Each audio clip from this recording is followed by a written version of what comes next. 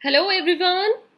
So in this session again we are going to do certain MCQs for our practice for UGC NET exam, and I hope you all are well aware that these questions are for your paper 2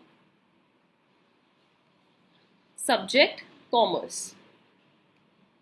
Those who have joined right now, I want to inform you that we have now covered various sessions and this is your Unit 5 MCQs going on. Till unit 4 हमने हर एक तरीके के question discuss किए हैं जो आपके UGC net exam में आ सकते हैं और जो आपको प्रैक्टिस करने ज़रूरी है ताकि आपको आइडिया मिल जाए कि कैसे क्वेश्चंस हमारे यूजीसी नेट एग्जाम में आते हैं। एंड हर क्वेश्चन के साथ मैं आपको एक एक्सप्लेनेशन देती हूँ कि वाई सर्टेन ऑप्शन ही इसमें क्यों फिट बैठती है और इसका आंसर क्यों होना चाहिए। अगर आपको डिटेल वाइज हर एक टॉपिक को समझना है हर यूनिट वाइज तो इसी सेम चैनल पे जाइए। आपको यूनिट वाइज स्पेशल मैंने हर एक सिलेबस के साथ आपके लिए सेशंस बनाए हैं। टॉपिक वाइज ऐसे आपको कहीं पर भी नहीं मिलेगा कि हर एक टॉपिक का हर एक यूनिट के अंदर से सिलेबस दिया गया है और उसको मैंने फुली एक्सप्लेन किया है। सो यूनिट 5 अभी आपका चल रहा है एमसीक्यूज का, सेम यूनिट 5 का ही लिंक मैं आपको टॉपर दे रही हूँ। जाइए यूनिट 5 के हर एक पॉइंट टू पॉइंट टॉपिक्स को क्लियर कीजिए, उनकी डेफिनेशंस देखिए, एक्सप्लेनेशंस देखिए और तभी आपको ये जो एमसीक्यूज है और इजी हो जाएगा मेरे साथ करना, right. And those who have joined right now, subscribe this channel first of all. More you subscribe, more updated videos और latest videos you will get.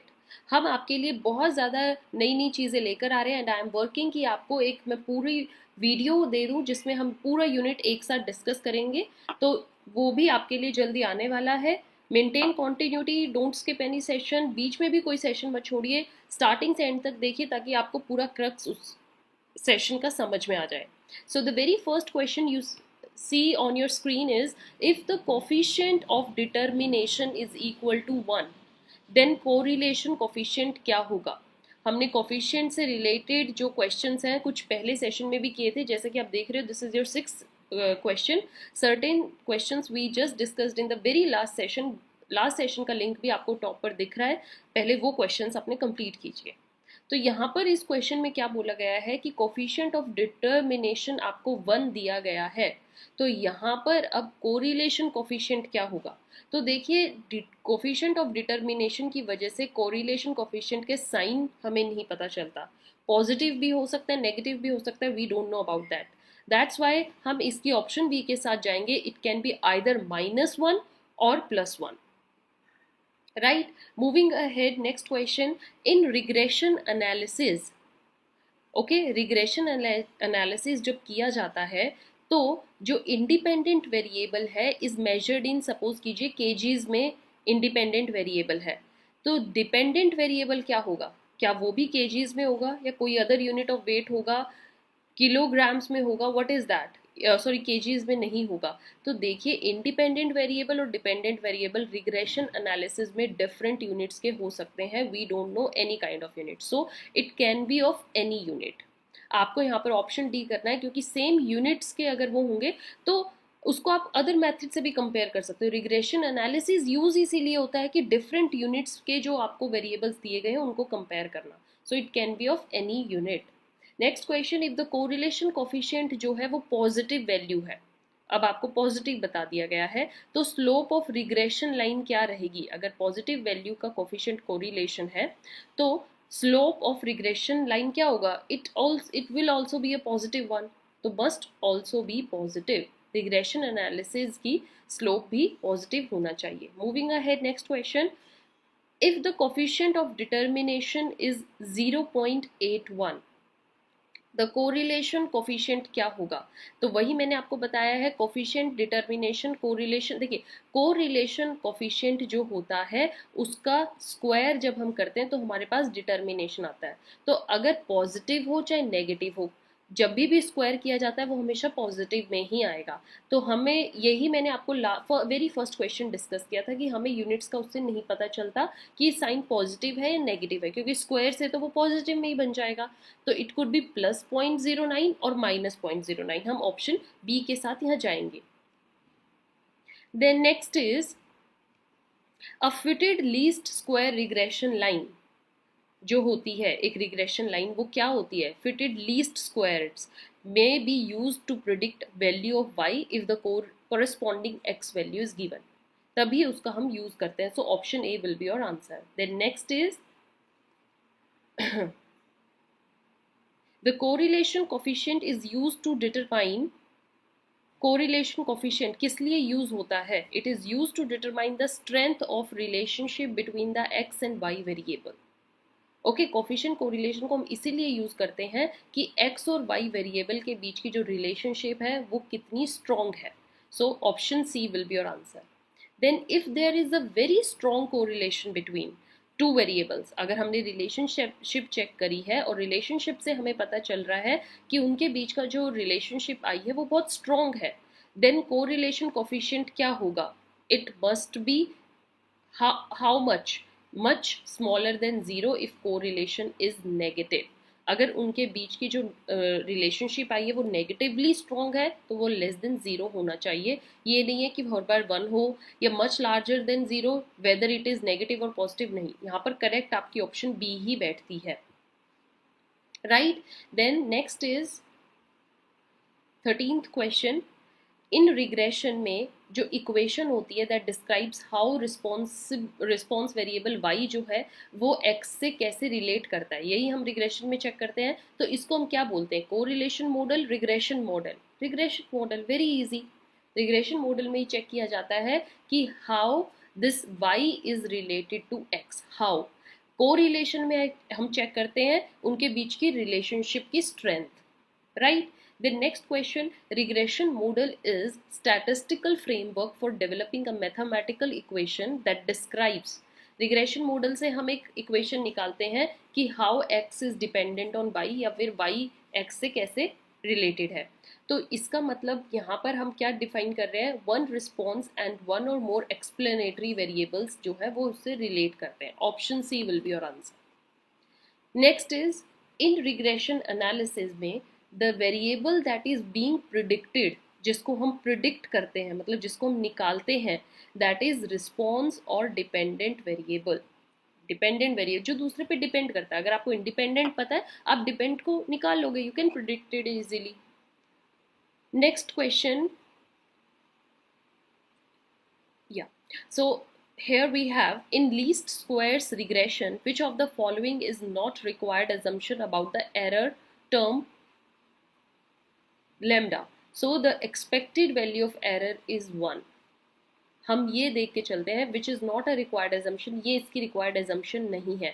Others are all the assumption. Variance जो होना चाहिए is the same for all values of x. Values of error terms जो है वो independent होनी चाहिए. They are normally distributed. ये तीनों assumption हम लेकर चलते हैं. ये assumption हम लेकर नहीं चलते. That's why A option is odd one out. We will mark it this. Next question. A relationship where the flow of data points is best represented by a curve is called. जो data points अगर वो एक curve से show किए जा रहे हैं, कैसा भी कर्व हो, तो हम उसको क्या बोलते हैं उस रिलेशनशिप को? That is linear relationship. There is a flow of data points and this is known as a linear relationship. उनके बीच की कैसी है? Then next question is the method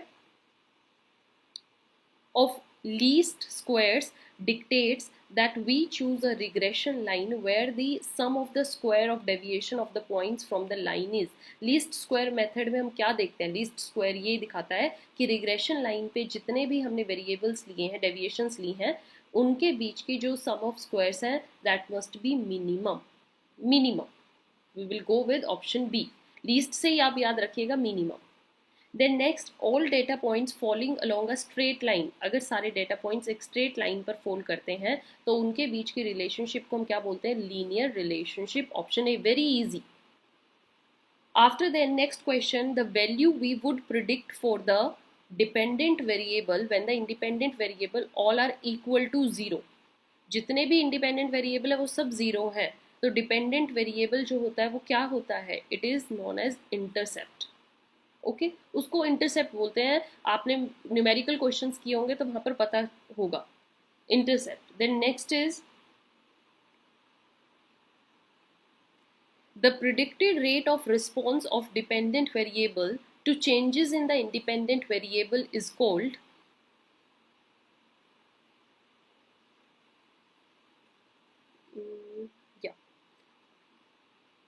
the predicted rate of response of dependent variables changes to independent variable से जितना भी change dependent में आते हैं दैट इज स्लोप, उसका स्लोप कैसा जा रहा है, whether it is negative whether it is positive, तो स्लोप से हम उसको निकालते हैं. The next question, the slope of regression line of y on x, याद रखिएगा x ऑन y नहीं है, y ऑन x, तो इसको हम क्या बोलते हैं, regression coefficient of y on x. Option D, regression coefficient of y on x. यहाँ पर रिग्रेशन लाइन दी गई है इसलिए हम रिग्रेशन ही देखेंगे. Then in simple linear regression the numbers of unknown constants are, simple linear है तो अननोन एक डिपेंडेंट होगा एक independent, so two, simple two होता है. when it is bivariate multivariate then it is more than 2. The next question 24th, in simple regression equations जो हमने की हैं the number of variables involved are again 2, we just remember this 2. Then next is the correlation coefficient is the dash of two regression coefficients. Correlation coefficient अगर आपको formula पता हो, geometric mean of regression coefficient, geometric mean होता है, तो we will go with option A. If the value of any regression coefficient अगर zero आती है किसी भी रिग्रेशन कोफिशिएंट की, तो जो टू वेरिएबल है मीन्स उनके बीच की जो रिलेशनशिप आ रही है वो जीरो आ रही है, वो आपस में रिलेटेड है ही नहीं, इसका मतलब दोनों वेरिएबल क्या है, independent. Very easy, option D independent. Next, the dependent variable is also called, जो डिपेंडेंट वेरिएबल होता है उसको हम regressand variable, predictand variable, explained variable तीनों ही बोलते हैं. So we will go with option D, all of the above. Okay. Next is the dependent variable जो होता है वो क्या कहलाया जाता है, dependent variable is also called regress. Regress, option B, तभी हम वो रिग्रेशन, इसी से ही वर्ड आया regret. Then next is to determine the height of a person when his weight is given. अगर weight given है, height निकालनी है, तो देखो यूनिट्स यहाँ पर डिफरेंट हो गए. वेट आपका केजेस में होगा, हाइट आपकी मीटर सेंटीमीटर इंचेस वगैरह में होगी, so units are different. We will go with regression problem. ये रिग्रेशन प्रॉब्लम है. अगर यूनिट सेम है तो वो कोरिलेशन होता है. Next, if one regression coefficient is greater than 1, okay, then other will be, एक आपका 1 से ग्रेटर है तो other will be less than 1 होगा automatically. Option C we will go with. Next question, in the regression equation, आपको एक regression equation दी गई है, x जो है उसको आप फाइंड आउट कर, अगर आपको फाइंड आउट करना है तो उसके लिए ये इक्वेशन है a plus b y. I hope you all remember this, this is the basic equation for regression. तो यहाँ पर जो ये x होता है, x क्या होता है, दिस इज डिपेंडेंट वेरिएबल, क्योंकि आप उसको y की मदद से निकाल रहे हो, y के यूज करके, y की वैल्यू को यूज करके निकाल रहे हो. सो x मतलब डिपेंड करता है y की वैल्यू पे, it is dependent variable. All right. Then next is in the regression equation again, अगर हम y को निकाल रहे हैं a प्लस बी एक्स से, दिस इज द इक्वेशन ये आपको दी गई है, तो यहाँ पर ये क्या होगा, this is called y intercept. y intercept. Then independent variable in a regression line is, जो इंडिपेंडेंट वेरिएबल होता है एक रिग्रेशन लाइन में, इंडिपेंडेंट वन, जैसे इस इक्वेशन में y इंडिपेंडेंट था, तो ये क्या होता है, एक नॉन रैंडम वेरिएबल है. You never know about it's value, non random variable.